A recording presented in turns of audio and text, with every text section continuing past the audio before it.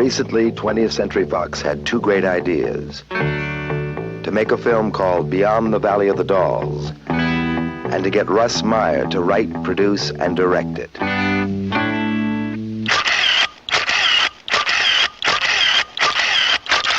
This is Russ Myer, 240 pounds of creative energy. For years, he's been making very moving pictures for very little money. Yet there was something about his films, like The Immoral Mr. Tease and Vixen, that sparked the public's imagination. That something was Meyer's infallible eye for picking beautiful women. Look on up at the bottom. Look on down at your luck. You caught up in a rut. This time, they've really gone beyond the Valley of the Dolls, with Russ Myer supplying a dazzling selection of traveling companions and brand new stars. Dolly Reed as Kelly, the singer. Cynthia Myers as Casey, the swinger. Marcia McBroom as Pet, the soul sister. Edie Williams as Ashley, the superstar. Erica Gavin as Roxanne, the sensualist. And Phyllis Davis as Susan, the insider. I guess I was just too young to really understand a sweet talking candy man. Beyond the Valley of the Dolls has all the elements. Drama, love, mystery, music. But the most important element is the guy who put it all together, Russ Myer. This is not a sequel. There has never been anything like it. Hello, and welcome to Stuff We've Seen. Howdy, listener. This is your host, James Kent, and with me is my guest, Bill from Queens, or I should say, noted film director, Bill Muir. Oh, sure. Absolutely. Noted film director. Yeah, sure. Yes. And it's footnoted. I can't say noted film director. I didn't direct any movies, but you did. Yeah, footnoted film director. Which is, by the way, I'm going to say this for the listening audiences, a little shout out, a little plug to a listener from New Jersey, Joanna. We've talked about her on the show, good friend from the past. I was introduced to Joanna from our friend, the noted film director, Bill Muir. Nice. And so she's been listening along. She had a few bones to pick with us on our Meryl Streep episode. She wasn't so happy that two men were spending so much time commenting on the performance of females without perhaps the female perspective. And I can't fault her for that. I can't either. I can't disagree there. But she also had a request. She's like, I want to see that movie that Bill directed. And I'm like, don't we all get in line? She's like, maybe he has a copy he could lend to me. I'm like, yeah, by the time that you get that copy, There's a 35 millimeter print at the Irish Film and Television Archives. There you go. Yeah. I mean, obviously, Bill, I don't know why you're so shy. You should get in touch with your contacts and get them to bring that 35 millimeter print out of Hawke and digitize that mother and get a streaming thing going with like Amazon Prime or something. I mean, they always got some weird stuff going on. I'd like to see the Bill Muir movie experience one day. I got to clean the gutters this weekend, Jimmy. So Jimmy, moving on. Oh, look, a baby wolf.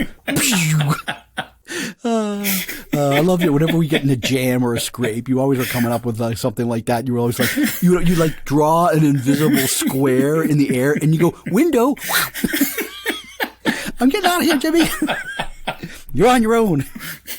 Oh dear. Okay.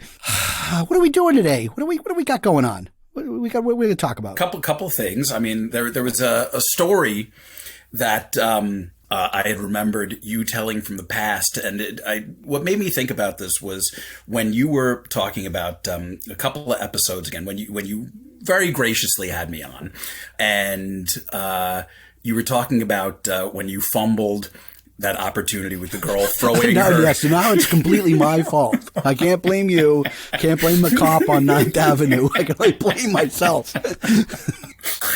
The girl who threw her hair in your lap. And, I know. You know, yeah. And, you know, mixed signals. So what happened was I was thinking about going to the movies and going to the theater when you're young can be sort of sexually charged, you know, especially going on a date. And, you know, Pauline Kael, if you look at like a lot of her collections, writing the movies, she always said that there was a kind of a sexually charged title, like Kiss Kiss Bang Bang. Deeper into the movies, things like that, movie love. And she said that's, you know, she very deliberately always did that with her titles because she always associated sex in the movies. And one thing that I was thinking about is... No, all right, so I'm going to cut you because I want to teach you a lesson about storytelling. Yeah. You don't give away the punchline of the story right there in the thing. So now I'm going to have to edit that because now everybody's going to know what the story's about, you fool. All right, fine.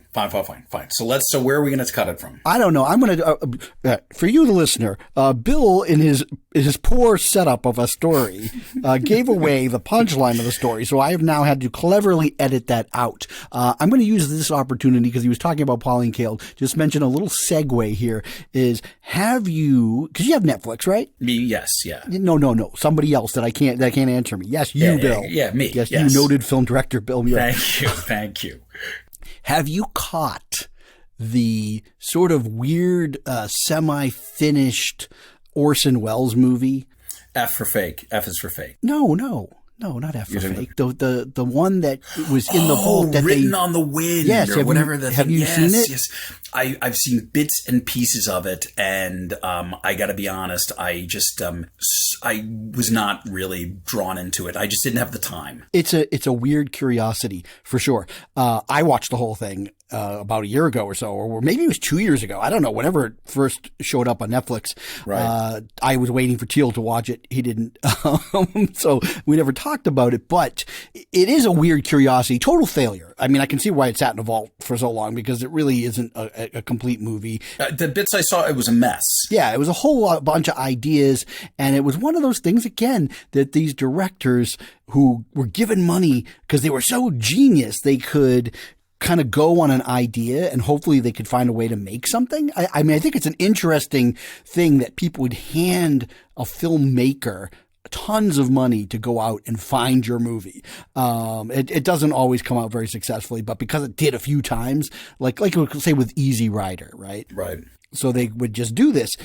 But the reason why I mention it is there's a character in the movie that's based on Pauline Kael. Well, because she wrote the essay Raising Cain, where Kael was not a fan of the auteur theory. Right. And despite the fact that she has certain directors who could do no wrong in her mind, De Palma and Altman, I would say, were the ones that she was absolutely crazy about. But, you know, so basically her point about Citizen Kane in that essay was that, you know, it really isn't so much the work of Wells, you know, child genius. Right. Rather, it's the product of a great collaboration with Greg Toland and Herman Mankiewicz. And that, you know, the script really is something that comes out of Mankiewicz, and it's sort of a culmination of all these talky newspaper films that he had done, and Greg Toland's photography, and Orson Welles was able to put it together, but because of the whole cult of the director, he became, you know, associated as being the genius, the force behind it. She rejected the notion that Orson Welles was the most important piece of that project. Right. And he took it hard. Right. Oh, yeah. So he gets his revenge where he puts somebody, a caricature of Pauline Kael in this movie. So anyways, now there's a story that for whatever reasons you felt that you'd like to hear again that from my bag of movie tricks. And yes, you were mentioning the movie experience and of course, New York City, you throw that into the mix. And I think what it is that sometimes, especially in New York City back in the day, when you would go to the theater to see a film, you were never sure that when you came back from that movie, you just saw a film. You might have an experience at the theater, and thus, Right. Illustrated by when we went and saw Prospero's books. And I had mentioned with Teal in the past when we went and saw The Doors, and there's a couple other movies experiences that we haven't talked about. One that I had with you where we went to see the John Woo film, The Killer. We're going to have to talk about that stuff. That's a whole show in and of itself. Yeah. But that's an example of like where you go in, think you're just going to go see a movie. The whole thing about The Killer was I lived across the street from this theater that opened up in the winter of 1991. It was the East Street Cinema there. Mm-hmm. Well, on like the corner of 12th Street and 2nd or 14th Street, whatever it was. No, 12th Street. And I would walk by it all the time to go to class, etc. And there'd be these posters, and there was this poster for The Killer, and it was really more of like a review about the phenomenon of these Hong Kong action films, and that the critics were like flocking down to the Hong Kong theaters to check out these movies. And somehow this one director's film made it a little bit uptown. And I read it and I was like, man, this sounds good. But Teal at the time was just not available. Like, we were roommates, but he was working on his cousin's film. It had started production. And I'm like, well, I really would like to see this film. And some films, I'm fine with going to see by myself. And other films, I want to have somebody go to, with me. And I'm like, well, who would like this like crazy, insane shoot 'em up action movie? You got to have somebody that really like is fascinated with guns and stuff. Oh, I know. There's that guy, Bill Muir, that we're friends with. And but the unique thing about this is that while we would see you from time to time in that junior year when I was living with Teal, we didn't hang out that often. I would come and stop by a little bit more regularly. I think I hung out with Teal a few times when you were back in Massachusetts. Yeah, right, for Chris. But I mean, it was like random appearances. You weren't a part of the stock, like you weren't there all the time, like that John Garofalo guy. Yes. Right? Yes. He was there like almost every night hanging out, but you just showed up randomly. But we had your number, and I call you up and we go see that film. And I didn't really know what to expect. I knew nothing. And I don't think you really even knew anything about it either. I think absolutely no clue. You knew maybe less than me. And I guess it was like we were awash in an experience that we were not prepared for. Yeah, you were a perfect hype man for it. And I remember how you were hyping it. You were like, oh, they're going to remake this and it's going to have Richard Gere and Danny Glover. Which I think I don't know about that. Maybe a cop on 9th Avenue told us that. But anyways, that's not what we were going to talk about. Even though that was it was just a memory that I remember. I was so happy to have somebody with me to experience that. Jimmy, it was such a good experience. I got to say, that was one of those things. There's a moment about 5 minutes into the movie where Chow Yun-fat kicks a table over in slow motion to grab a pistol, and the entire audience like gasped and cheered during it. Yeah, it was an audience of like 10 people, by the way. We ended up seeing it again like the next fall. We went at to Film Forum. The Film Forum. See how this is getting ready to tie in, Bill? See how I tie in a story? I take my time. I wait a few minutes, and now you're going to see how Film Forum comes in. It's brilliant.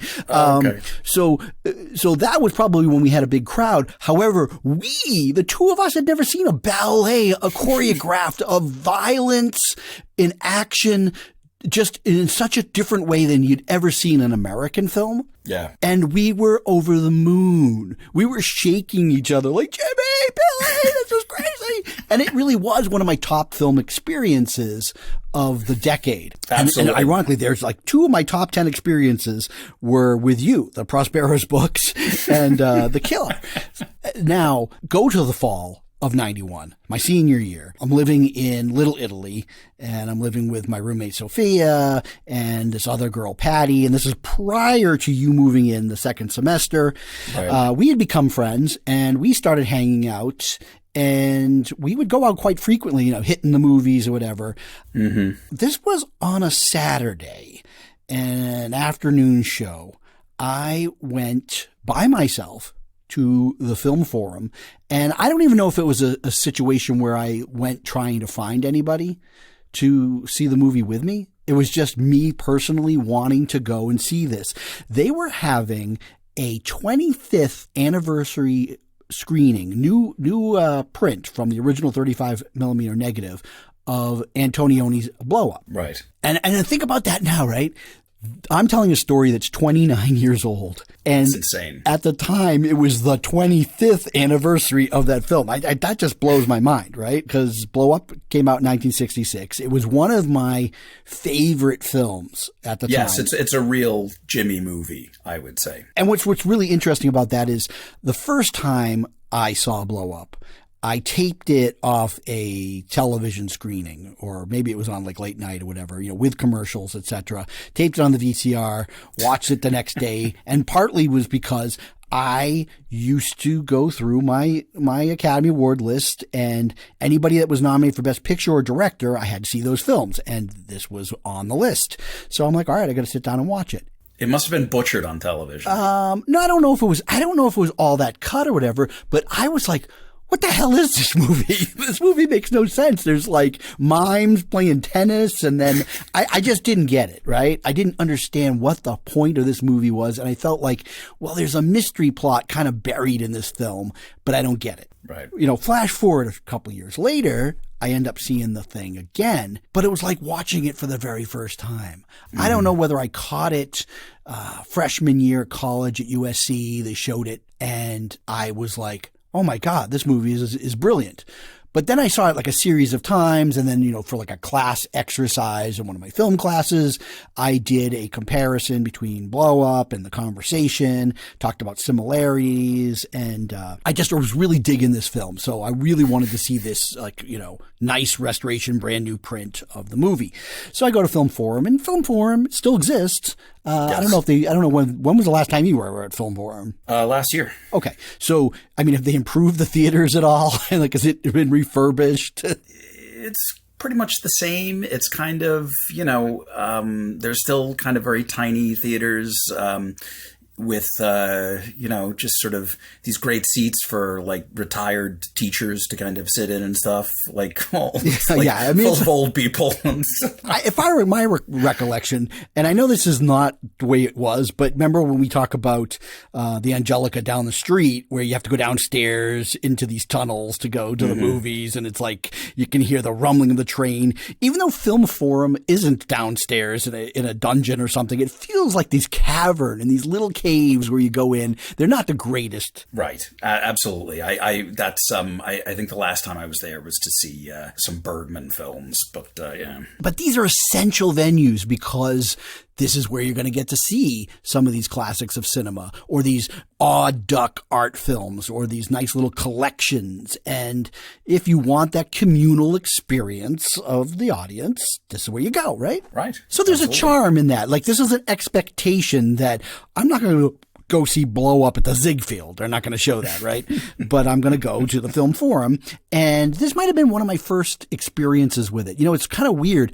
Film Forum, it was down off of Houston, right? Right. Yeah, well, I guess it still is. But and like between 6th and 7th Avenue. But you get kind of territorial depending on where you live any given year at NYU, because I don't know, there's just some areas you don't get down to too often. So like whenever anything was playing at the Film Forum before, I wasn't living anywhere near there. So it was like, oh, I'm going to have to trek down there. Because you don't take, like when you're on a student salary, you're not taking cabs everywhere or trains. You're walking. You're footing it. Yeah. So I don't know if it was just that nothing ever appealed to me at Film Forum or whatever, but now I lived not too far away. So I go to this thing on a Saturday afternoon by myself.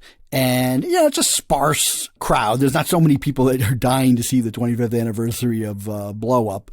And I'm sitting in this kind of the middle center of the audience, the theater. And I don't know, maybe there's maybe 10 people total, okay? And then there's a couple that is seated directly in front of me. Like literally the row in front of me, there's a guy and his girlfriend. And I think that the girlfriend is right in front of me and the boyfriend is to the right of her. Okay. About a row up from them, there's some guy by himself. I mean, it's mostly like people by themselves and a couple of couples, in the theater. I'm by myself, watching this film, really enjoying it because the print is immaculate. And the colors, everything is just so beautiful. I'm kind of thinking this is my ultimate time viewing the film, right? I'm just like, this is perfect. This is exactly what I want. And amazing soundtrack, and I'm sure amazing hearing soundtrack, Herbie Hancock. And I'm not gonna. I would say I'm not gonna bore people with the details of Blow Up, but it's a film that you should see if you haven't seen it because it's just a classic. And I want to say that it's the scene where the two girls come over to his studio and they want to be photographed. One of them's Jane Birkin. Yes, very tasty. Yes, I like it. Go on. Yes, one of them is Jane Birkin, which, for those who don't know who she is, Bill, do you want to... She was the partner of Serge Gainsbourg and the mother of Charlotte Gainsbourg, and she has a very pricey handbag named after her. Correct. Okay, so during that scene, again, this is the part I'm a little fuzzy on, the exact timing, but it was a very strange and noticeable thing that the guy by himself in the row 2 in front of me, so in front of this couple, he gets up and he sits down directly next to the woman, the girlfriend, in front of me. And I'm like looking at invisible partners of mine going, what is going on here? That is really freaky when there's an empty theater and a guy gets up in the middle of the action and sits down right next to you and you're a woman. It's just not right. No, you knew it wasn't right. I'm telling you, like right now, I'm going to break in just in your story 1 second. One time, I went to go see The Thin Red Line at the Ziegfeld. And this was back when they first started having like assigned seating at the Ziegfeld. That early? Wow. Yeah, so I sit down and all of a sudden who comes and I'm actually seeing it with somebody else. And a guy comes in with another guy. It's Ethan Hawke and some dude, and their seat was literally, because they both had picked like the center aisle. So it was like their seat was right next to ours. And we both looked at each other and he was just like, you know what? I'm just going to move over like one because he says, if I'm taking somebody else's seat, I'll move back over. Here's an interesting thing. All right, now, of course, I have to go into this. We have segued officially. No, is that Ethan Hawke went to NYU while we were at NYU. Okay, but what you may not know this, Bill, for a very brief period of time, he dated, after we were out of college, he dated our old roommate Sophia for a short period of time. Yes. Yeah. Captain, my captain. But he was not a one gal man.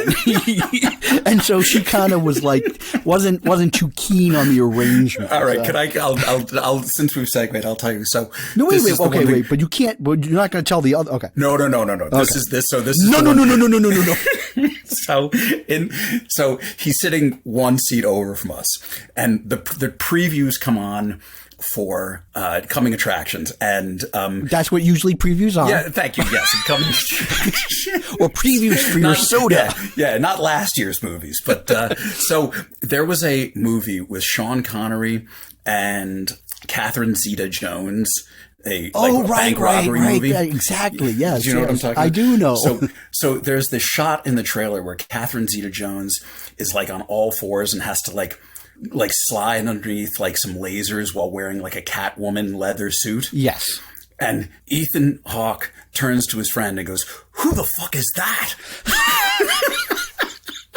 Hey, guess what? Ethan Hawke is our next week's guest. And his friend goes, "It's the Zorro girl, man." That is a great story. So back to the action. The action. Okay, so this. So it's weird someone sitting next to somebody. No, it's beyond weird. It is the weirdest thing that I've ever experienced in a movie theater. I'm talking weirder than a girl I don't know who throws her hair onto my lap. Okay? It is just, I'm having a hard time focusing on the movie because it's not that it's so weird that this creepy dude, and he was creepy. I can't remember exactly what he looked like. It was dark, but he was trench coat wearing creepy. And like, I'm like watching the screen uneased, but I'm also looking in front of me going, why haven't this couple moved? Like, that's what was, they didn't know what to do. Like, this is New York City. You don't know. It's so unpredictable. Wait, is he being weird or am I being weird? Yeah. You know? Like, well, maybe there was something on the guy's seat and then, and every seat in the theater. So he had to sit next to us. And it was a center seat. You want to have the best spot. So I don't want to be weird. Yeah. So, okay. So then it wasn't too long after that. I thought at first it's the audible sound I hear. And it's not on the soundtrack of the movie. I hear this, and I thought someone was in pain. I didn't know what was going on. I hear this, and then the girl turns. It was the guy. It was the stranger making that noise. She goes, "Oh my God!" And then the boyfriend, he is like, reaches over, grabs the guy. He's like, "Get the fuck out of here! What are you doing?" The guy was masturbating to the movie next to this poor girl and her boyfriend. Oh, Jesus. Whatever. And so here's the crazy thing. The boyfriend, I can't believe he didn't start beating the crap out of this guy. The guy gets up, he's all shaken, and he quickly gets up. Does the guy leave the theater? No. He comes and sits next to you. Oh, he better not have. He would have been in trouble. No, he gets up and he moves way down and to the left by himself. But that's the weird thing for the rest of the movie. The guy's still in the theater. Now, I was able to concentrate. You paid for the movie. I was able to watch the rest of the film, but I just couldn't believe the whole scene that unfolded in front of me. And I'm like, well, you know what? If you go to the movies long enough in New York City, you are going to experience some stuff. And I had never had anything like that ever happen before or thankfully since. And I mean, this is not it's blow up. I mean, it's blow up.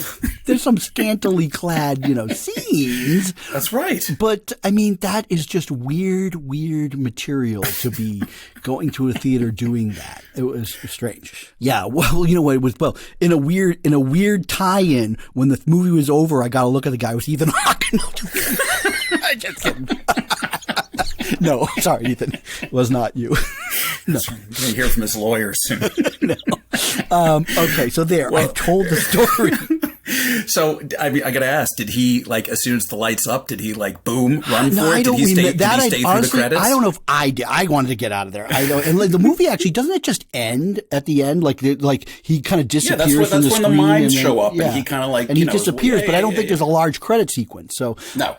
But no, I mean, so that's the story. For whatever reason, you felt you wanted to hear that. I remember that because I had a very similar experience. Were you the guy this time? No. No, Jimmy, no. Okay.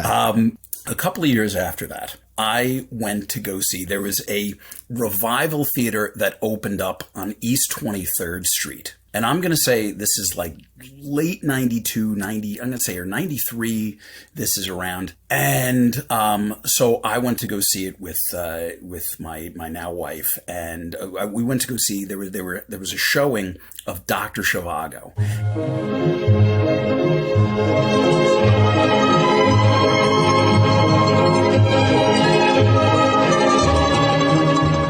I had never seen Dr. Zhivago on the big screen. It was something that I was actually really very excited to experience because, it's just one of those things. Like you've talked about seeing Lawrence. I really wanted to see Dr. Zhivago on the big screen. So we go to see it. And this theater, I forget even what it's called. They opened it up as a revival theater on 23rd Street. And it was a dump. It was an absolute dump of a theater, and the print was St. Mark's 80 bad. I mean, it was the color was all faded. It was, that kind of pink, those televisions from the 60s and 70s when you would turn the tint all the way to. Yeah, well, it had vinegar syndrome. Yeah. Right. So the print has been out for a while. It probably was made in the 70s And the 70s prints didn't last very long. They weren't stable. So then they quickly turned to vinegar and then turned purple. So it was terrible. Which, by the way, a little segue, a year before, I was out in L.A. and the now closed, by the way, L.A. County Theater, the Bing Theater, had just opened up. And as part of that, they did this whole 2 weeks of like widescreen 70 millimeter film festival to show off all their capabilities. And they showed a pristine 70 millimeter print of Dr. Zhivago, and I was floored. Yeah, I've never still. I mean, so basically all of the snow was like purple snow. Yeah, no, I know exactly what happened. It was like outside of like Prince's house, It's hard to watch because sometimes you'll see an immaculate print that's gone vinegar and it's like there's not a scratch on it and yet the whole thing is colored purple. It's weird. It just was, really kind of terrible. But here's the one thing. So we're watching we come up to the part in the film where Zhivago and his family are heading east. They're heading to their estate, their summer estate. Yeah. On the train, and they're on the train and Klaus Kinski is there. I love that. I love that scene. Yeah. Yeah. So it's that whole sequence where they're headed out on the train. And all of a sudden we become aware that one of the things that keeps happening throughout this sequence, they keep cutting to the train engine puffing and chuffing and moving along. And on the back, I'm going to put that in the background while you're talking about this. So while we're watching this, all of a sudden it becomes obvious that this very heavy, sweaty dude, a couple of rows down, is yanking his crank to this. Okay. You went over to inspect? No, it was just, dude, it was so theatrical. It was like, it was like he was like a mime doing it. And he was making noise, like train noises while he was doing it. Bill, I have a question. Yes. Have you ever been in a Turkish prison? Sorry. Are you a priest? You going to ask me about Meryl Streep movies? I need to see you in the rectory. Forthwith. Young William. So this guy is going and he just becomes more intense every time they cut to the end, the shots of the train wheels kind of going. So this is, I just was absolutely floored by this, that this is what was getting the guy hot, was the train. That is weird. Did your wife notice this was happening? She did. And we both were laughing because it was hilarious. It wasn't even because we couldn't even see him. He had his hands down his pants. Well, I hope you couldn't see. No, and he was also a couple of rows forward, but at the same time, but it was just enough that you could tell what he was doing. And the thing that was the capper, so to speak, is there's a moment in the sequence, you probably remember, where they open up the cattle car door. And they smash the ice. That is the moment where the gentleman climax. Okay, thank you. And suddenly the only shred of white to grace the screen that day from the purple. Oh, Jimmy. Oh, that's terrible. Okay. That's terrible. Yeah, okay. So did this guy leave? Did he get kicked out? No. He stayed the entire time. Nobody, and it was just one of those things where it's it was happening, and for us it was hysterical. We were dying laughing. But for me now, the movie has been ruined, I suppose. Yeah, well, it's going to be hard to shake, yes. That's what she said. Oh, there goes the kid audience. We have such a big following of youngsters on the program. So I could never watch them, but it was also one of those things that it's just what are we going to do? We're going to go get the manager or something? Be like, hey, this guy is comically masturbating. You know what it is? You were sparing the poor sucker who worked at the theater from having to go down there and deal with it. Yeah, chase the guy out. You got a few extra dollars worth out of your movie. And, you needed some extra entertainment because you had to deal with the vinegar syndrome. That's what I always associate Dr. Zhivago with, is that experience. Enough stories. I think we're going to move on to our main topic, which it's kind of a great tie-in, and I think this is why you wanted to tell these stories. Yes. Okay, so in all of the movies that I see, and you see, and Teal sees, right? There's always going to be some nugget, some film out there that I haven't seen, that you just expect that I would have seen, that I expect that I would have seen. And that It's almost one of those things where if it comes up in conversation, I might as well just say I've seen it, even if I hadn't, because I feel almost like, how could I have not seen this movie? That was kind of like me in the Meryl Streep episode. Yeah, right. The entire episode, right. How could you not have seen any of those films? Well, but still I was able to cast judgment. So there you go. Yes. That was a fun episode. If you haven't heard that, because you're like, I don't really feel like listening to a whole thing on Meryl Streep, I recommend it because I think it was pretty hilarious. I thought it was funny anyway. It was good. Sometimes the dullest subject matter is the funniest episodes. And there's one film, kind of a cult movie, notorious for many, many reasons.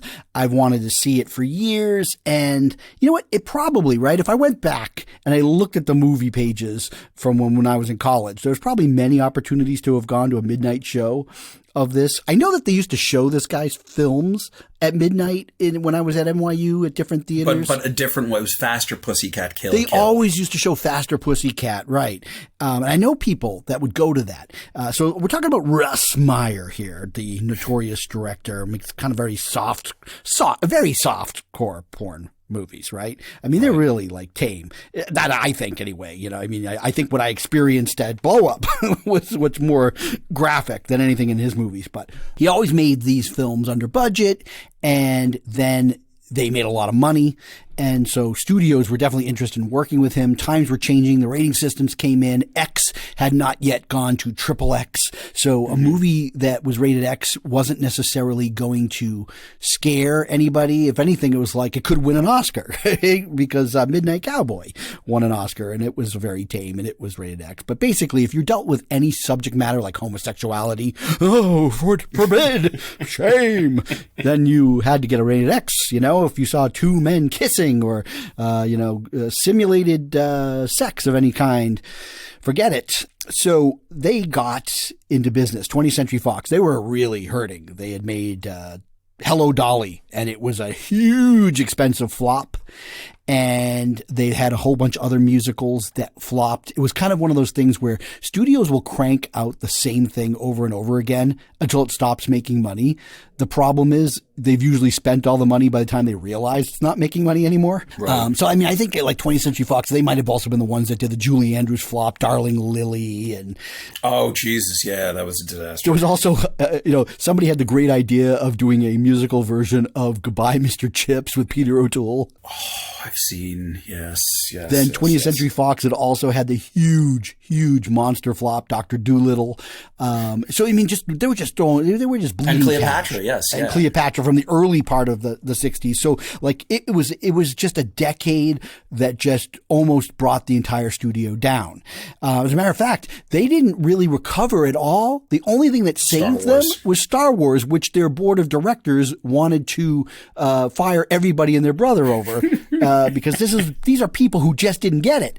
So they decided that maybe what the kids want today is a little bit more lurid sex. And they had one film that did well, even though the critics scoured it, which was Valley of the Dolls.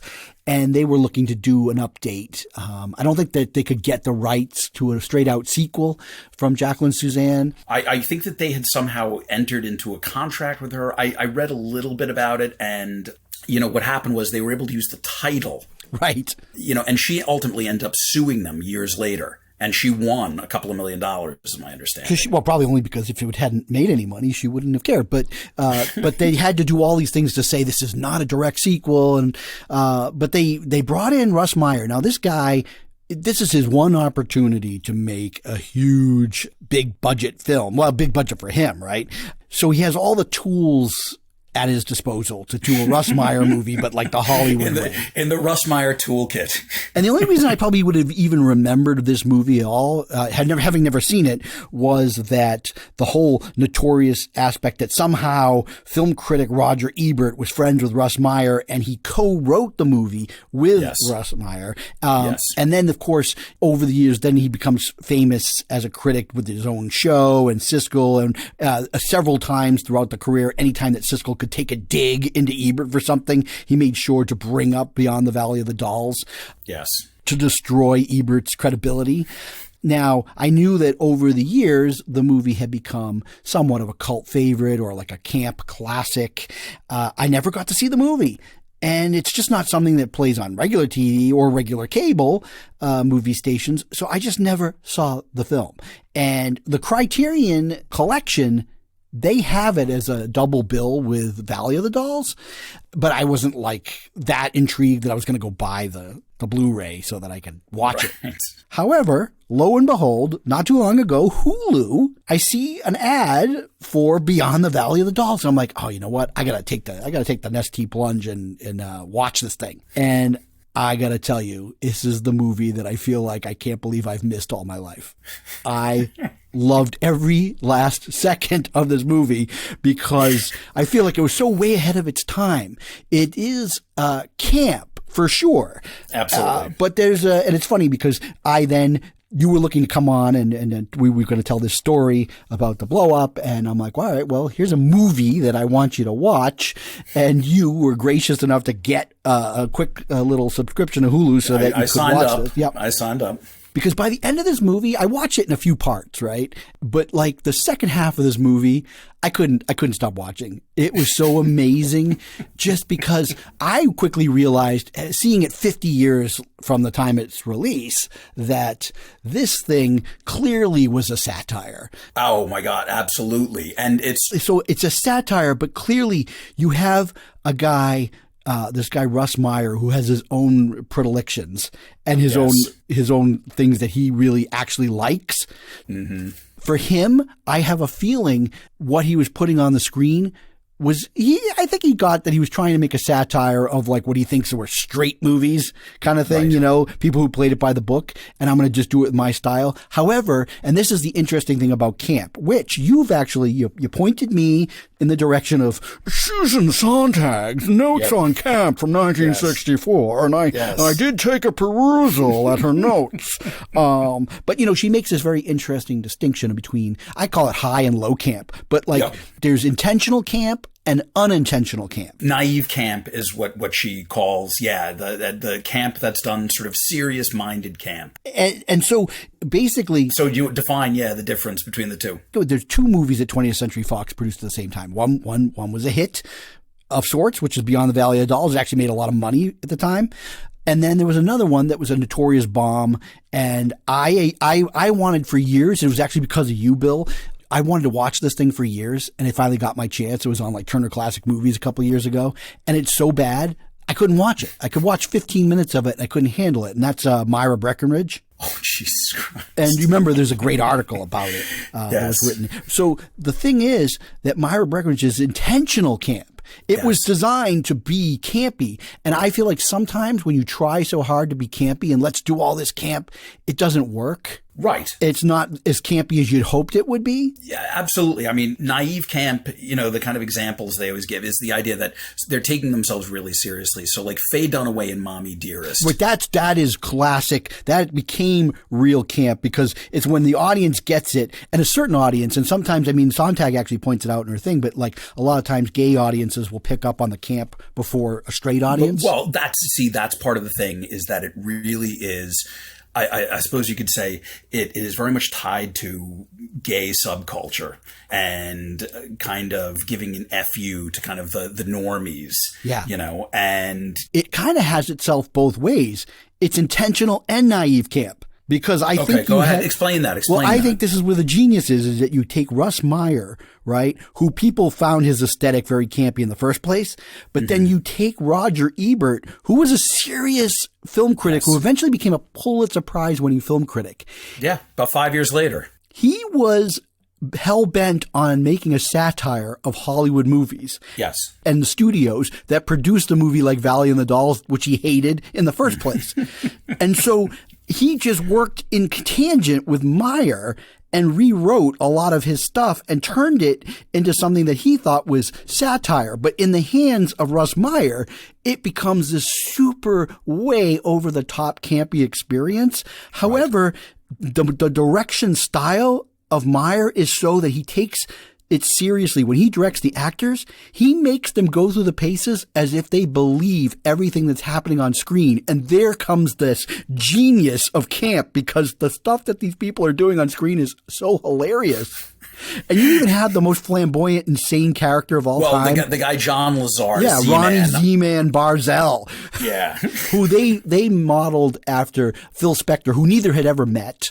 but that kind of crazy sort of Svengali type record producer. But he's so outrageous. And I'm watching this thing, and with only in the first, 10 minutes, the girls who are in this band called, first, they are in a band called, The Kelly Affair.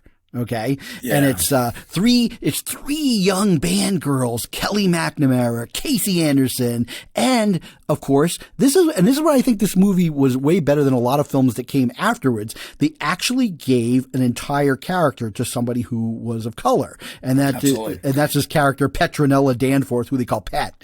Now, I think, by the way, I think either two or all three of them were all Playboy Playmates, just to give you a sense of the casting. Yes. And they didn't have big A-list careers after this, for sure. And Kelly, I think, was actually English, and her accent comes across a couple of times. But go ahead, yes. Oh, but you know what? But here's the thing, right? It also works. It does exactly what Russ Myer is intending, because I'm a male, I'm watching it, and all of the actresses in this movie definitely have an appeal and an allure to them, right?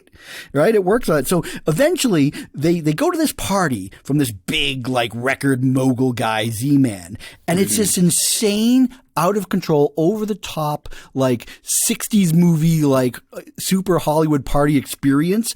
And they're traveling there. The thing that I love is also, just to break in, they're traveling there. They're coming from the Midwest, and they come out, and there's this really kind of goofy kind of travel montage of them going across the country. And the guy who's with them is their manager, who really looks like Greg Brady. Harrison Page by Emerson Thorne. This guy is such a square. They're squares, but they also smoke some grass. Yes. But this party, right? So this party is outrageous, and it features an in-house band, the Strawberry Alarm Clock. Strawberry Alarm Clock, yes. So when I'm watching this, I'm getting this is a very familiar movie moment. And then it goes into this room with a spinning bed, and the Z-Man's having his way with some, starlet or something. And he says, "This is my scene, and it's freaking me out." And I'm like, oh my God, this whole thing is Austin Powers. And then I remembered that Mike Myers was obsessed with Beyond the Valley of the Dolls. And so in Austin Powers' The Spy Who Shagged Me, they're having a huge shindig that's set up exactly like this. And over the soundtrack, they're playing the Strawberry Alarm Clock. And then he says, "This is my scene," and it's freaking me out. And so now I'm like, whoa, this movie has influenced a lot of people afterwards. And I have been You said John Waters also. Well, yeah. So John Waters, he's on record as this was the kind of film that was a hoot for him and his friends to go see. They loved it. They got everything. But even more importantly, everything about what Myers was doing in this movie was what John Waters wanted to do. And then he basically was like, well, how do I take my own spin? And you definitely see the influence in pretty much everything that he did, but from Multiple Maniacs to Female Trouble to Pink Flamingos.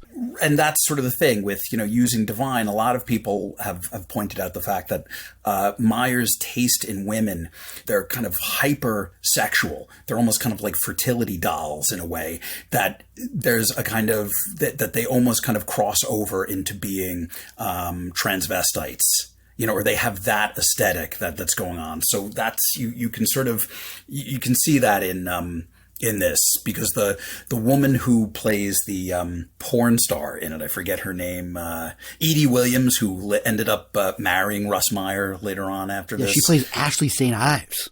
Ashley St. Ives. Just the names are perfect. I don't want to give away everything in this movie because there's so many delights, but there's so much debauchery, and there's partner swapping, and there's crazy, weird looking people that I guess are the American version of characters that would be in a Fellini movie. Prostitute in 8.5 and Amarcord La Saragini, or, that's who a lot of them almost look like. But go ahead. Yeah, there are a couple of other characters. Well, there's just so many. There's John Lazar, Ronnie Z-Man Barzell. He has a manservant who's basically a Nazi, dressed up in a Nazi uniform. Yes. Yeah. There's that weird old guy and lady that are just hanging out in there. I heard, something princess or something, I forget. And then, the story gets so complex. There's just so much going on as these women band members, the Kelly Affair, become the Carrie Nations. That's true. Why, I don't know, but that they're become the Carrie Nations, and then their band manager, Harrison, who had a thing going with the lead, Kelly, he's kind of like has confused sexuality. He gets involved in drugs. He feels like his manhood's in question. Right. There's all sorts of things going on there. Meanwhile, tied in, because he had the Hollywood budget, they actually had a Hollywood cinematographer, Fred J. Cohenkamp, shoot the movie, and the movie looks amazing. It does. Right? It does. And, well, but at the same time, used to this like incredible campy effect of people running through fields in slow motion. It's so insane. All these ideas they put in this movie, it's like you shouldn't have this in a Hollywood movie. It breaks all these rules. But then you have these amazing, like Greg Toland-like setups. The thing that is amazing is where they go on the TV show, and at the same time, their former manager, Harrison Page, is so despondent. He climbs up to the rafters, and like the shot selection and angles are so amazing. And then he jumps he jumps from the stage and lands on the stage, and instead of dying, he becomes paralyzed. Yes. And then it becomes this whole melodrama with him in a wheelchair. You see, but all the melodramatic stuff also with the aunt, and then the financial advisor who's trying to steal the aunt's money with him, and then also with the African American couple, and then she ends up having an affair with the heavyweight champion of the world. That whole scene's insane. Like, I love that it goes off in these little tangents and segues. But that's where he really is taking Valley of the Dolls and just like ramps it up, into absurdity. And I actually think Ebert did fantastic work writing this. I mean, it's the end of this movie when it turns just so psycho crazy. Well, okay. Can I just say, the thing is, I told you, I think that this would be a great double bill with Once Upon a Time in Hollywood. It would, and for many reasons. I don't want to spoil it for other people. But then when the guy who's a paraplegic, this guy, the former mentor, when he is trying to help and he gets out of the car, crawls, and then suddenly you can start feeling his legs, like the power heroism. The power of narrative compels you. And then there's this ending where it decides to wrap it all up with this awesome voiceover narration. Insanely good. I mean, the narration at the end is worth, that like leaves you on an absolute high. You're just like, oh, this movie kicks ass. Like, after seeing this, I was so filled with regret that this wasn't something that I've had as a theatrical experience in my life. And I now this needs to happen. Like, I need to see this with a packed audience. Can I tell you something that I realized about you watching this? Oh, about me? Okay. Yeah, no. It's what I realized about you in watching this was a couple of weeks ago. Ding, ding, ding. Couple of weeks ago, the van pulled up and dropped my film print off. When you very graciously had me on the show. You keep saying a couple of weeks ago. I know. Very graciously had me on the show.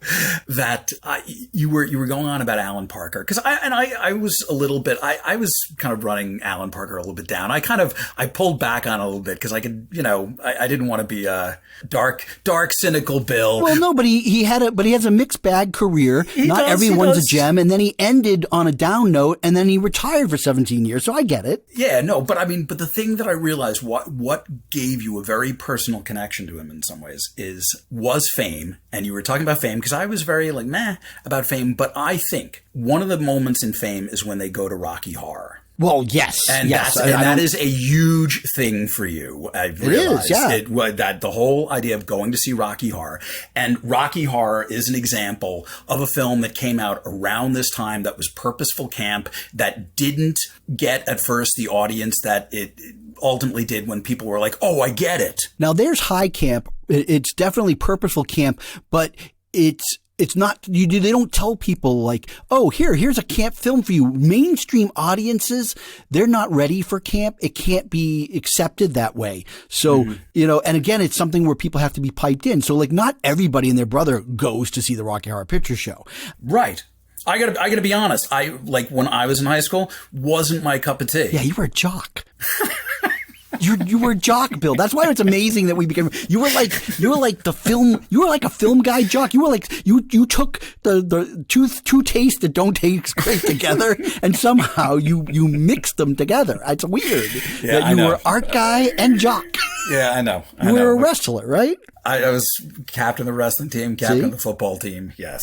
Yeah. So all that stuff. So, I mean, so that's, you're not like, hey guys, after this wrestling match, let's go see Rocky Horror. They're going to look at you like, what? Well, I will tell you actually something that did happen after football practice one day. The videos, like not the good video store, but the bad video store. There's always the kind of like slightly down market kind of shady. Yeah. I worked at the good one and the down market one in high school. Yes. Yeah. So the one that was down market had pink flamingos. Oh, yes. The down market After one football did. practice, a couple of my friends who were, guys who were, I thought would be, they were open-minded guys. I was like, hey, this is supposed to be really nuts. Let's check it out. And we were watching it. And this one friend of mine, it got to the point where, I don't know if you remember, there's a moment in Pink Flamingos where this guy is, Anus is singing the surfing bird. I know the scene. I know the movie. You don't have to describe it. Yeah. So my one friend, you actually met him, gets up, leaves the house. Right. Just gets up He's like they're playing my autobiography. I can't believe this. I don't want anybody else to know. I'm out of here. Yeah. Okay. Yeah. So anyway, that's the one thing though I realized, I think watching this and your reaction to it is the fact that I think you always loved purposeful camp. I think I do. Or just camp in general. Like I haven't seen, and I want to see Gotti with Travolta. Oh, that was the worst. Have you seen that? That's one of the worst. I saw the first 5 minutes of it and I was like, I really need to dedicate time to watch this. Oh, okay. Wait, you know what would be good? Do you remember how Teal and I did a watch party with Red Dawn? With Red Dawn. If we ever had the time, is Gotti on Netflix? We should. I think it is. That would be a good one to do a watch party, you and me, because it would just be hilarious. Because it's so bad. Because I would love to do that. We've got to do that. Okay, all right, fine. So, anyways, there's probably so much. This is the killer about a show like this, is that we really should just do one topic and talk about it for an hour. But instead, it's like we want to cram multiple things into it. So we're going to continue, and we're sadly going to go away from Beyond the Valley of the Dolls, because just for the listeners, it's been great. This summer of Bill, I call it. It's been fun having these episodes. I feel like you are now part of the show and that you'll continue to be a part of the show. However, you are a teacher and school season is ramping up and you probably won't be as available as you have been. So I'm not sure when the next time you're going to be on the program, which is why we'll want to try to get through the next thing. Thank you. Well, can I, before we do that, can I just, you see, I can just, one more thing I want to get here, close it out. The idea of the ethics of somebody who's a film critic writing a movie, and I'm just curious. Well, he wasn't able. He didn't. Oh, I mean, I thought he was. I see what you're saying. Well, that's not true. Is that like what was it? Jay Cossack's.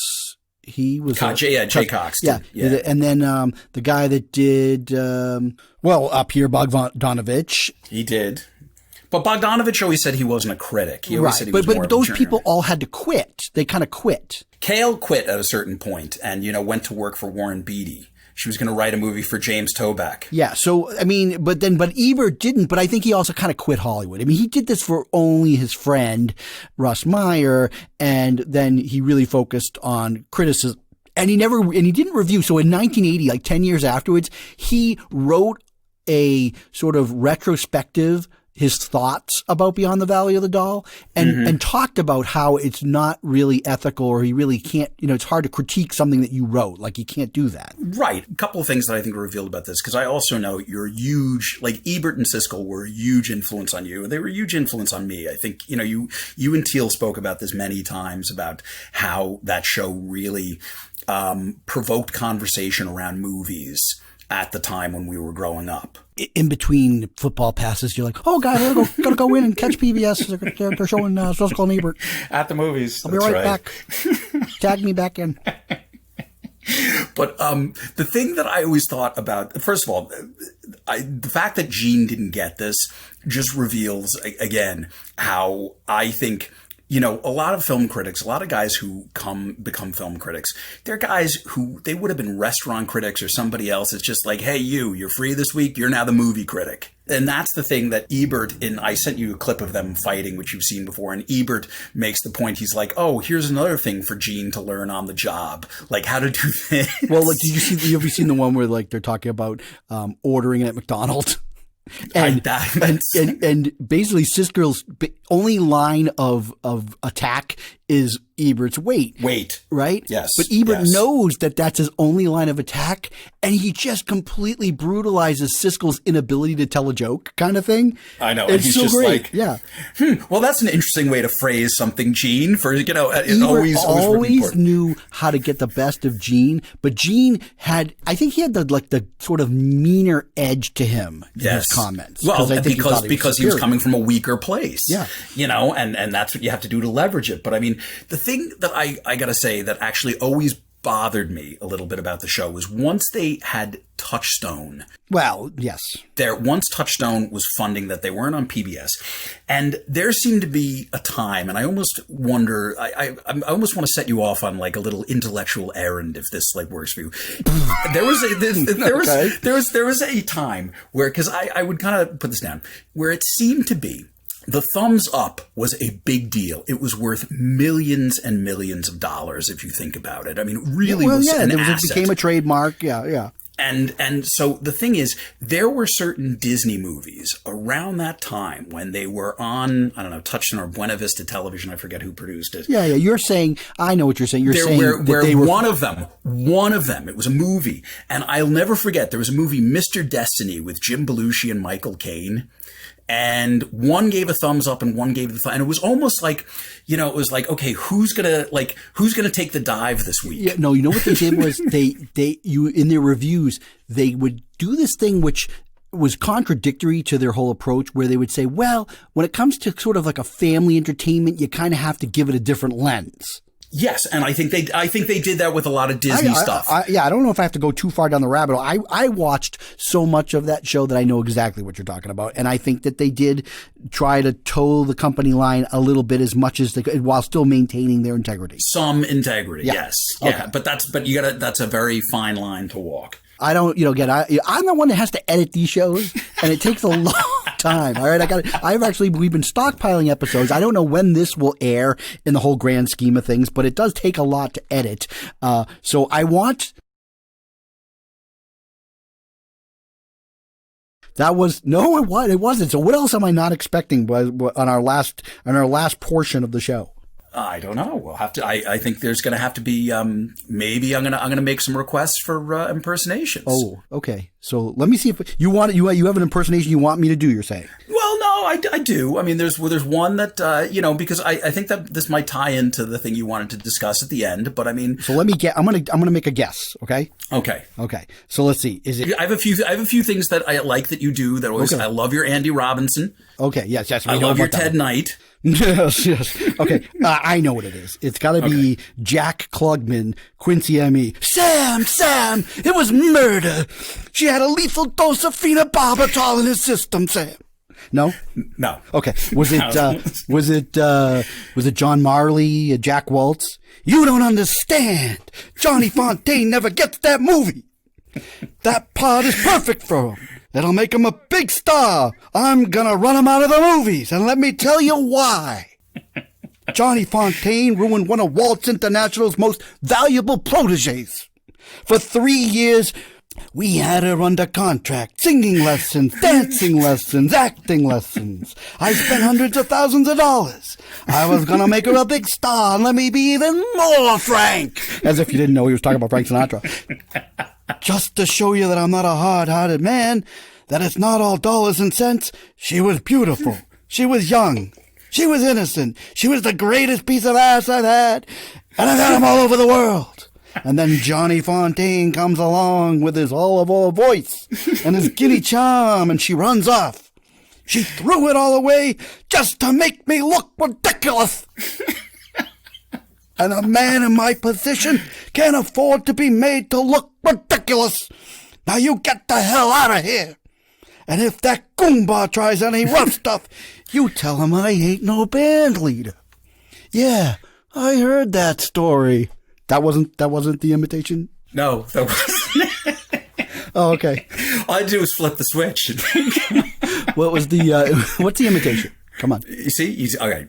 The imitation is Kevin Costner in JFK. See, you should have told me in advance. I could have really. I used to deal. Liz, Jasper, Liz, what kind of a country are we going to have for Jasper here? What's through the looking glass here, people? It was a coup d'etat. How many keys did you bag, Dave? The boys told me you ain't get any. Well, I think I misremembered, Mr. Garrison. Back and to the left. Back and to the left. You used to do this, Back like, on subways. and to the left. Walking down the street. Brushing your teeth in the morning. That movie had just come out when we were living together, so I mean, it was still fresh. But that one, as a matter of fact, later that year, when I had moved to LA after college, for Halloween, we went down to Hollywood, some friends of mine, and it was like it's a huge scene down there. And I dressed up as Kevin Costner for that movie. I had like a little pipe and stuff. I had a JFK conspiracy book tucked under my arm. I grayed up my hair. I had these like little glasses with dark rims. Yeah. But you used to do like his closing argument, and I didn't want to tell you before because I just wanted to see like your reaction to it and see if you could switch it on. But you haven't thought about it in a long time. I would have. I mean, it's funny. Not too long ago. I'm talking a couple of years. I watched the director's cut of that movie. There's another example where I know they put out these director's cuts to make a few extra bucks, but that's a film where less turns out to be more, because when you add those scenes, the scenes are really like, they're not well directed. No, and you can kind of see the seams a little bit more. Yeah. Part of the thing that really works so well about JFK is that it's moving constantly. You know, I don't know what the hell he was on when he was making it. Yeah, I know a few things about Oliver Stone. We're going to say, we'll leave it at that. I heard an interesting story once. Oh, you did you? Yes, it wasn't for me, right? No, it wasn't from you. You know what? Let's not. Maybe we'll have to do a blind item show. Blind item show that everybody knows came from us. But so I'll kind of kick this. You do the imitations. Is that one thing? And I guess in the back of my mind, I always thought of it as You and Me, and maybe it's why I like these movies so much. But I'm a fan of I call it the Trip series, and it's these Michael Winterbottom. It's originally a BBC show, so they're actually much longer and broken into like 6 parts. And of course, it features Steve Coogan and Rob Brydon, which they're even more well known to British audiences than they are here. But they did this. They started off in the was it 2011 or 14 or something with The Trip. It's essentially they pretend to be versions of themselves, and they're going on and they go to the Lake District. Yeah, they're going around eating at all these very like high end, kind of cool, out of the way restaurants. And the premise is walking kind of in the footsteps of the Romantic poets. Yeah, and then it's a great framing device to kind of do a less than 2-hour film, but of course, or it's a series on TV, and each leg of their trip is broken up into like an episode. They're supposed to be like, one of them supposed to be like writing like, a review series for like an article for a paper or whatever. Right. And that's always the premise. Every single one of these. The first one's in England. Second time it's in Italy. Third time it's in Spain. Fourth time it's in Greece. And it's not really, there's little changes, I'd say, but it's mostly an excuse for Coogan and Brydon to sit down at a table riffing and making fun of each other and kind of showcasing some of their, I guess, comedic abilities with impressions. Yes. Yeah, absolutely. When we've been doing these episodes, it kind of reminded the old Jimmy Billy magic, where we were just constantly trying to goof on each other and see who can crack the other one up. And, and throw out impressions and stuff. And I was like, wow, it really felt a lot like those Trip movies. And then the new Trip to Greece. But the food wasn't as good. Well, okay. The food. So this is what my idea is, right? The Trip to Greece just came on Hulu, which I was like, oh, now you can have a 2 for $1 bill. You can watch The Trip to Greece and Beyond the Valley of the Dolls and get your money's worth. And I have never seen the full length episodes. I've only seen the compilation movies that they've done. But I've now since watched all 4. I had started The Trip to Spain when it first launched on Hulu, like about a couple of years ago, whatever, and I never got back to it. So after watching The Trip to Greece, I went back and finished it. And again, it's not really necessarily a review of these movies, but I just love the concept. And again, I think some people on just a film level will watch these and be like, oh, it's the same movie every time. And they're fine in that sense, and I really enjoy them. It's like comfort for me to, It absolutely is. I think actually there's something about these movies where they almost seem to be perfectly tailored to our media consumption these days, in the sense that you don't even every story is the same. It really doesn't who cares about the fact that oh, Steve Coogan might date this person again, or Rob has another kid, or Rob's the character development really almost doesn't matter. Yeah, it's superfluous. It's basically why this works is that you could just watch the clips of it. And you kind of get it, because it works for clips. It also almost works as a cooking show, which is a big sort of thing that people love to consume. So I think I always get hungry after watching one of these movies. I'm like, oh, God damn, that looks really good. But it's fun to watch these friends. And if you watch them, it's fun to see the evolution in their relationship. And somewhat Coogan, his character, even though he's playing a version of himself, kind of evolves a little bit. And it always ends the same way. It's always kind of a little bit downbeat and a little sad as Coogan goes off, and you feel like this guy's really kind of his own, he's kind of a lonely man. Yeah, that's where Bryden has a family and kids, and right. That's that Coogan's more successful. He's more famous. He could call up, Ben Stiller if he wanted to, but Rob seems to have a fuller life. Yeah, and I thought the last movie that just came out, I think actually it's a little poignant. I thought a little bit more poignant than some of the other episodes, and again at my own age, as I get older, and even having this show, right, being able to connect again with both you and Teal in ways that for years I didn't. Yes. It is fun. And it made me think, I'm like, oh, you know what? I think it's just such a great, fun concept. Everybody's doing a found footage movie, right? This is, to me, a great concept. I would love, if I had the bag of cash, right, and the time, I'd love to do a film where you and I, right, we kind of go and do our own trip, and it's through a section of America. But of course, we're not going to good restaurants. We go to diners and shitholes. And so when we go to the kitchen thing, it's probably someone popping the fries in the microwave or something. I would kind of take all the aesthetic moments of the way that they shoot these movies, but yet it'll be that very America. It'll become like a commentary. We go get some deep fried butter somewhere. Yeah, it's a commentary on how most Americans would travel the country. But then you and I would be able to we'd be hanging out, and we would be able to splinter in our fun impressions and the things that we make fun of each other for. So, like when the lady's asking if we want dessert. No. I want to check, you rotten hunker. Which I would never say, of course. No, you're a gentleman. I would never say that. But you see, problem A, bag of money. Yeah, I don't even know. Problem B, we don't have bag of time. Money. Bag of money is probably a bigger problem, but yes. And also think about the fact that we couldn't do this now. We couldn't travel.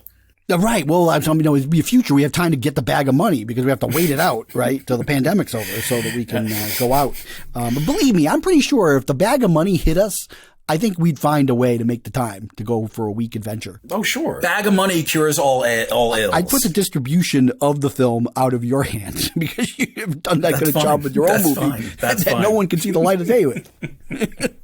I'd make sure that people could watch this thing. Is this part of your ribbing, me, Jimmy? Yes, the ribbing. The ribbing, yes. Well, it's just because, you should be proud of, that's something I always want to do is make a movie. I'm not jealous. I just would like to see the movie, is all I'm saying. I know, whatever. You turn the page. What can I tell you? Yeah, but they do so many great impressions, and sometimes they do the same one in just different varieties in these movies, but then they add new ones, and so, that's what's really fantastic. In my all my kids have seen the Trip movies. And, they have? Yes, they have. And we'll sometimes do impersonations to one another. See, that's funny because they probably don't even know who they're impersonating. But but that's like Parkinson, saying Michael Bublé, because so whenever Michael so where do you stand on Michael Bublé? on his windpipe. I loved when I think it was I'm getting all like they were a mosh. I don't even know which movie they're from, but I think it was the Spain, because that was what I was watching last night, was where they were doing amazing. And it's, what's so great is they each do a version of the character. Michael Caine and also Roger Moore. Yeah, that's what I'm doing, is Roger Moore. But each of them, it's not that one's better than the other. They're different, but they're a different facet of Roger Moore, and that's what makes it so great. When I kill for queen and country. Like, I actually think sometimes Coogan does the better impersonation, but Bryden does the better character of it. Yes. And so Coogan then tries to upstage him, and then but Coogan's whole premise is always like, no, I'm an actor. You're like Bryden. a comedian. Yeah. I mean, but it's so funny. I mean, the way they make fun of Tom Hardy, which is funny, is that a few episodes Laurel and ago, Tom Hardy. Laurel and Tom Hardy. And and I like the self-deprecating humor. I mean, Bryden is really like, shits on Coogan's career. Coogan shits on Bryden's lack of a career. And then there's a running joke usually in the movie of either Coogan my or 7 Bryden. BAFTAs. Yeah, right. His 7 BAFTAs. And then Bryden or Coogan, or sometimes both, losing out roles to other people and not making it. Or in the trip to Spain, Coogan's agent has left the firm and didn't take Coogan along. But then later in the film, he calls up Bryden and is like, yeah, I think that we could do some stuff. And he's like, doesn't know that Coogan agent had left him. There's all these like little things, but it's funny because they're critiquing their own careers. Yeah, I mean, but you see, that's sort of the thing that's great, is that they're making fun of themselves. They're very self-aware. I think it's terrific. Would you put yourself more as noted high school wrestler Bill Muir or noted film director? I think we're gonna go with a film director. I'm gonna go with wrestler probably at this point. It's got a lot more to do with my identity at this point. Oh, until you're dead, there's always a chance to change your identity. I don't know. Witness protection. All right. So do we have any more? Is there any more invitations that I need to do before we're going to sign off here? Or we're good? No, I gotta go clean those gutters, Jimmy. They're not going to clean themselves. You live in Queens. There's no gutters that you have to clean out. Are you kidding? Oh, yeah, there are gutters. We have gutters in Queens. Believe it or not, there are trees in Queens, and it rains in Queens. I don't know if you know. When the rain falls on the house, it's not good. We've exhausted the patience of our audience. Of our listener? No, that was what, your guy from around the corner, Joe? Yeah, Joe. That's where I get my feedback from. All right. Well, I hope people have enjoyed this cavalcade of entertainment. For more episodes of this type of entertainment, go to stuffwe'veseen.com, feedback at stuffwe'veseen.com. Instagram is Stuff We've Seen Podcast, and Bill can be found nowhere. He's got no social media presence. It's true. And that's the way he wants it. That's the way he wants it, because he knows he'd be so popular, he'd have lots of demand for that movie, and he just can't handle all those requests. He'd be having to make his kids do a mail order business, get copies of his film. Yeah. Next thing you know, opening shopping centers makes my life a living hell. Yeah. So, if you have a movie you want to produce and you need a guy to direct it, Bill Muir, noted film director, is your man. Get in touch with me and I'll get you in touch with him. All right, people. Well, this has been fun. Bill, I know we'll talk again. I know you'll be on the show at some point in the near future, maybe the far future, but until then, you'll listen to the show. Oh, of course. I never miss one. And, people, stay safe, wear the mask whenever possible, and, see some stuff if you can. I don't know. Now there's theaters opening, so if you have the guts to do that, you can, try that out. All right, people. Goodbye. Bill, you'll say anything? Goodbye. Just like Bill. Hello. Say goodbye. Here's a little cookie for you. Good job.